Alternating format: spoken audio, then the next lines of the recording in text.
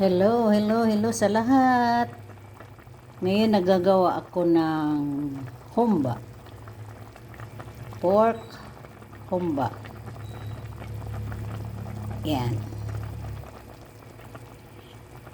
Yan ay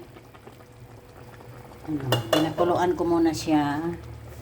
Pagkatapos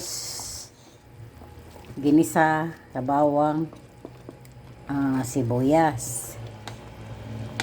Tapos pinabrown ko muna yung itong karning pata baboy, ginawa kong humba.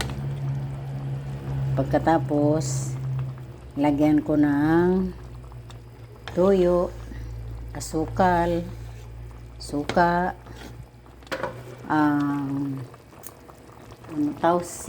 ba ito, black beans, at saka laurel, at yung dahon ng ang tawag nito, saging, banana blossom ito.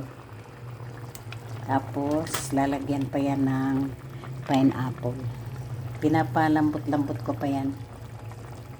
Yan, humba. Pata ng baboy yan na ginawa kong humba. Yan. Yummy. Napalalambutin ko pa yan. Bye!